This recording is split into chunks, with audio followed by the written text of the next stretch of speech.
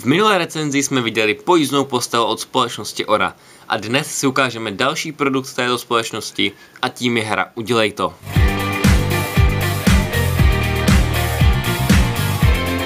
Hra Udělej to je nejznámějším a nejoblíbenějším produktem společnosti Ora. Edice hry Udělej to se skládá z 5 dílů a společnost Ora neustále vyvíjí další díl.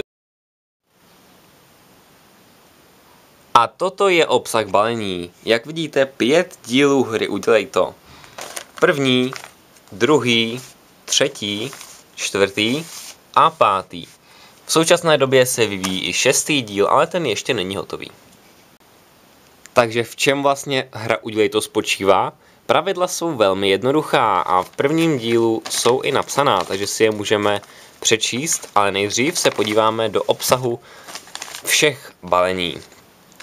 Každé balení obsahuje 30 papírků, na kterých jsou napsána buď úkoly, anebo otázky. A hráči si postupně tyto papírky vytahují a plní tyto úkoly. Takže tady máme pravidla, takže my si je v rychlosti přečteme. Takže hráč si vezme jeden papírek a přečte nahlas, splní úkol, odpoví a potom si papírek ponechá. A tohle jsou vlastně základní pravidla všech dílů hry Udělej to.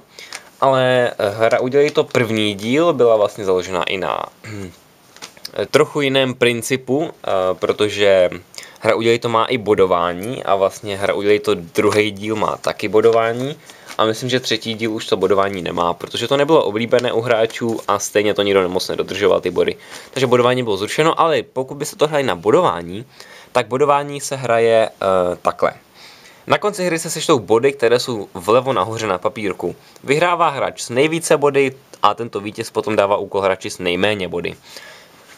Takže takhle se to hraje i s bodováním, ale to záleží už jenom na vás, jestli to budete hrát s bodováním nebo ne. Takže my si teď ukážeme vlastně princip a postup při hraní hry Udělej to.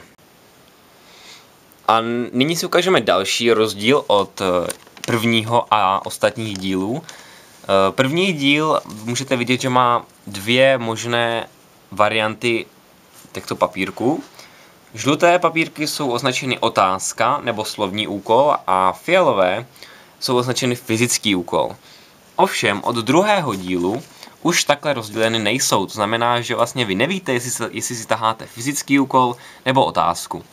S tím, že ale opět od, myslím, 4. dílu se fyzické úkoly odstranily z důvodu neoblíbenosti u hráčů, takže vlastně od 4. dílu už je jenom otázky. No takže každý balení obsahuje 30 těchto papírků, 15 úkolů a 15 fyzických úkolů, s tím, že od 4. dílu už je jenom 30 otázek. A plus ještě každý díl obsahuje 1 nebo více bonusů, ke kterým se dostaneme v průběhu hry. No a teď už se zvolí jenom hráč, který bude začínat a ten hráč si prostě vybere nějaký papírek, je to naprosto jednoduché, otevře ho a přečte otázku. Jaké exotické místo bys rád navštívil? Jo, v tomto případě tento hráč musí odpovědět a potom si tady ty body vlevo nahoře sečte do výsledného bodování, pokud to hraje na body.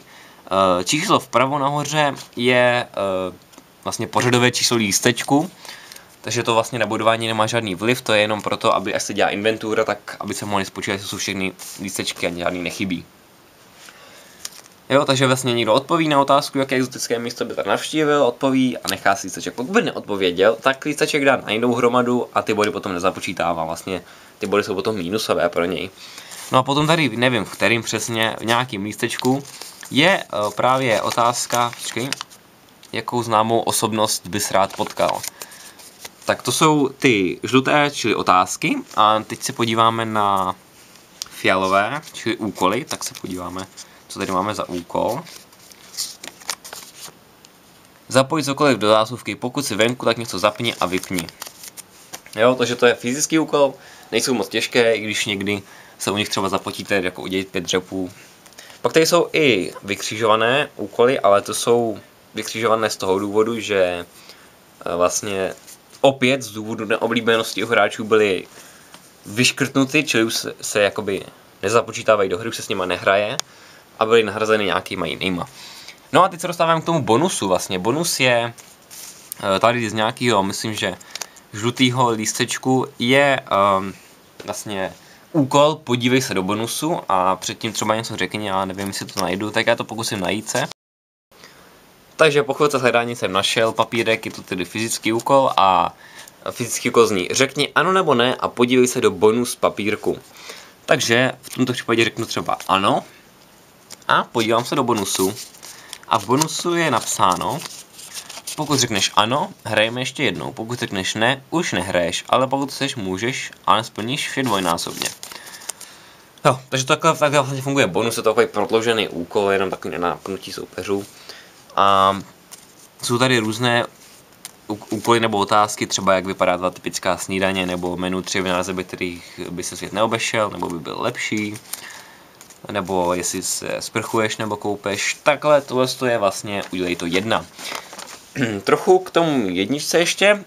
Vyrobila společnost ODA v roce 2013, konkrétně 4.10. 2013, takže vidíte, že hra udělej to už je docela stará, vlastně už 6 let, dalo by se říct. Co to kácám, asi 3 roky. 3 roky už je hra udělej to vlastně stará, 3 roky už se hraje a vlastně zabavuje hráče. Takže to je hra Udělej to, první díl. My si teď ještě ukážeme ty další díly, protože každý díl je vlastně v něčem trochu jiný. Takže nyní jsme se zabývali hrou Udělej to 1 a vlastně jak to celý funguje. Takže teď už víme, jak funguje hra Udělej to a jak vypadá první díl. Takže se podíváme na díl druhý. Druhý díl je vlastně úplně stejný jako první, až na to, že úkoly a otázky zde nejsou rozlišeny. Takže když to takhle vysypeme, tak vidíte, že tady mají lístečky, je jich 30, teď jsou nějaký vykřížkovaný, to je normální, je tady i někde bonus, než ho najdeme, to bude chvilku trvat, takže ho snad ani hledat nebudu. Tohle? Jo, tady je bonus. A vlastně spočívá to úplně stejně, ale můžete si všimnout, ty vykřížkovaný dáme pryč, že už tady nejsou rozlišený úkoly a otázky, to znamená, že když si něco vytáhnete, třeba tohle, tak nevíte, jestli je to úkol nebo otázka. V tomhle případě je to jmenuj 3, 5 nebo 10 zastávek pražského metra. Tady je, jo, takže tu byla zrovna otázka, zkusíme vyhnat nějaký fyzický úkol. Co je tohle? Napodob něčí hlas, no dejme tomu. Zkusíme ještě něco. Máš právo dát všem ostatním hráčům úkol. Jo, takovýhle prostě různý úkoly a každý hráč vlastně po řadě nebo jak se to domluvíte, vlastně jak se vytahuje lístečky a plní úkol. Je to naprosto jednoduché, nic, co by se mohlo zkazit. Takže to je vlastně druhý díl. Stejný jako první, ale až na to, že tady nejsou označený ty úkoly nebo otázky. Jinak bodování tady je v pořád a to je vlastně všechno. Ještě jsem zapomněl, že druhý díl, bohužel, když společnost ODA dělala, tak nenapsala datum, to znamená, že nevíme, kdy vlastně byla druhý díl této hry byl jakoby vytvořen, ale původně měl jiný obal, ten byl nahrazen 25.6.2016 a ten obal se moc nepovedl, takže byl nahrazen ještě jednou 38.2016. Ale to je všechno k druhému dílu. Takže my se přesuneme k třetímu dílu a ten už je vlastně speciální a vlastně úplně jiný než první a druhý díl, protože je to školní speciál a vlastně od té doby vlastně už začala ta éra speciálů. Takže udělej to 3 školní speciál. Zase se vysypeme, vidíte, že bonus nám tady hned vylez nahoru, což je super. A vidíte opět rozdíl od jedničky tím, že tady nejsou otázky a úkoly. A rozdíl od dvojky, už tady není bodování. Takže my si tak rozbalíme nějaký papírek a je tady napsaný, jak se jmenuje tvůj třídní učitel a ředitel. Jo, takže prostě odpovíš. Je to školní speciál, to znamená, že všechny otázky a úkoly tady v tomhletom dílu, předně s nejhodnější učitelkou na škole, jsou vlastně, co se týče školy, to znamená, že o prázdninách to není moc dobrý téma, jo. Sfalšuj podpis, podepis jako rodič, jo, zajímavý úkol. Od tohohle úkolu je v balení udělej to ještě tužka a papír. Jo, takže vývojáři mysleli na všechno a dali do balení tužku a papír právě na tyhle ty úkoly, kde se musí psát Po případě tady je třeba úkol ještě, vem si papír a roztrhni ho. Pak tady ještě nějaký druhý bonus koukám pro nejstaršího, no. Takže vidíš, že tady jsou 2 bonusy. To přesně nevím, jak funguje ani. Jo, takže to je prostě školní speciál, udělej to 3. díl. A ani u 2 bohužel tady neznáme datum vyrobení, ale obal byl nahrazen 38.2016. Protože vlastně udělej to 3 a 2 měli původně stejný obal. Ale to je už takový detail, to vás vlastně ani nezajímá. Takže už jsme si prošli 1. díl, 2. a 3. a nyní se vrhneme na 4. Od 3. dílu už jsou všechny ostatní v něčem speciální. 3. díl byl školní speciál a 4. je pražský speciál, neboli všechny otázky v tomto dílu jsou na téma Praha. A říkám otázky schválně, protože další rozdíl od 3. dílu tentokrát je ten, že už tady nejsou úkoly, ale pouze otázky. Takže vidíte, že tady je opět 30 papírků s otázkama ohledně Prahy, takže se podíváme, bodování už tady samozřejmě není, to už nebylo ani ve 3, takže si tady otevřeme náhodný papírek, třeba tenhle ten. A otázka. Řekni o Praze něco, co není pravda. Jo, prostě ano, otázka. Další otázka. Jakým způsobem se po Praze pohybuješ nejčastěji? Jo, prostě otázka, ještě nějaký.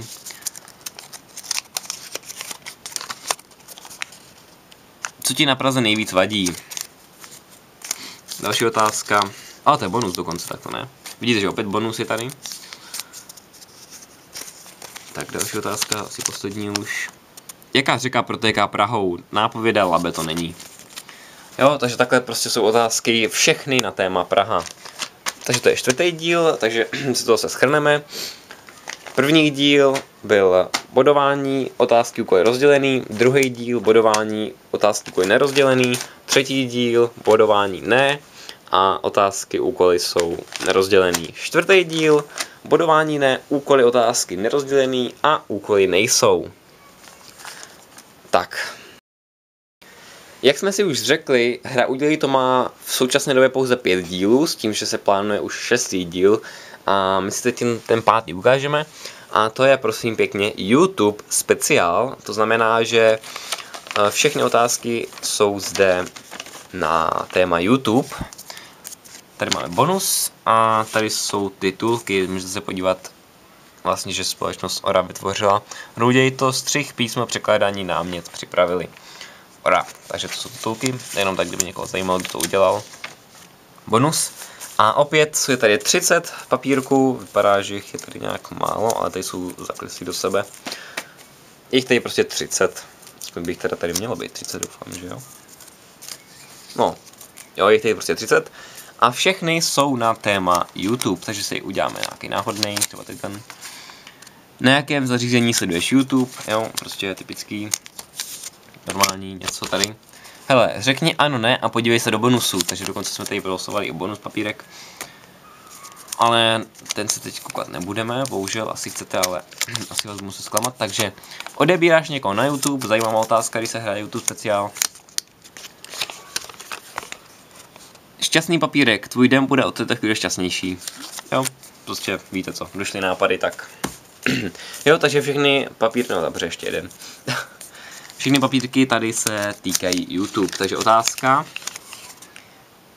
Napodob pozdrav youtubera nebo youtuberky. Jo, prostě typický úkol pro YouTube fajnšmekry. Tak, takže to je 5. díl společnosti ORA hry Udělej to.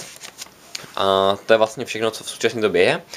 A když to takhle ještě rychle shrnu, tak tady máme ještě připravený obal na 6. díl.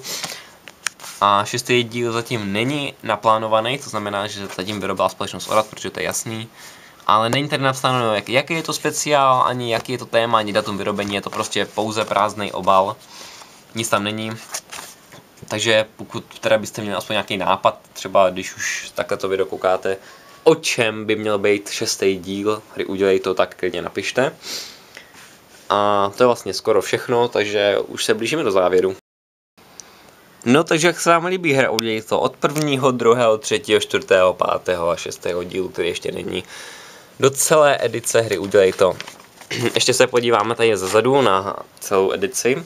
Můžete si všimnout, že obsah edice obsahuje první díl Hry Udělej to, který byl vytvořen v roce 2013, druhý díl, který nevíme v jakém roce byl, třetí díl taky nevíme v jakém roce byl, ale je to školní speciál, čtvrtý díl, který byl vytvořený v roce 2015 a když se podíváme přesně, tak to bylo 6. června roce 2015 v 17:45. A je to pražský speciál a pátý díl YouTube speciál byl vytvořen v roce 2016. A když se podíváme přesně, tak je to od 27.2016 v 17:30. Což vlastně je zajímavý, protože čtvrtý díl byl 17:45 a pátý díl 17:30. 27. a tady to je 6. června. Takže vlastně jakoby je to tak nějak rok, ale ve stejný čas skoro, takže to je taková zajímavost. Tak. Ale dostáváme se k nevýhodě hry Udělej to a to je to, že vlastně hra Udělej to je zatím jedna jediná na světě a to je tato, na kterou se právě díváte. Není žádná jiná kopie této hry udělaná, ale to neznamená, že by nemohla být.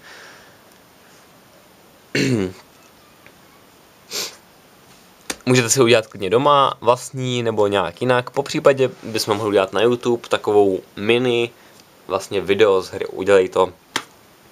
No to je všechno pro tuhle recenzi, doufám, že se vám hra Udělej to líbí, doufám, že se vám líbí všechno, jak se vám líbí, tak. To je hra Udělej to, pokud byste chtěli vidět další vynálezy, další produkty společnosti Ora, neváhejte, napište, řekněte, společnost Ora toho má fakt hodně a můžeme si ukázat další. Ale pro tuhle recenzi je to všechno a děkuji, že jste se koukali, podívejte se na další interaktivní videa a zatím ahoj.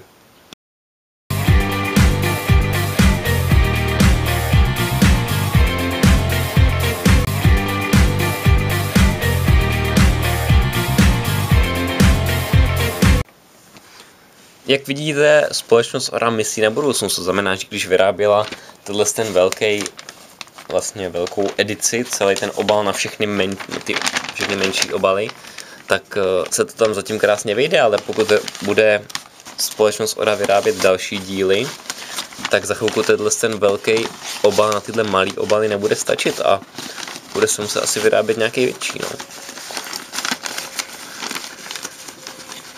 Samozřejmě společenské vlivy už tady trochu to zvandalizovali, ale v pohodě, nic bychom si neporadili. Takže hra Udělej to, vidíte, je to pěkně bochánej, když s ním někam pojete na dovolenou, naprosto ideální. Sponzoruje obou stran lepící páska.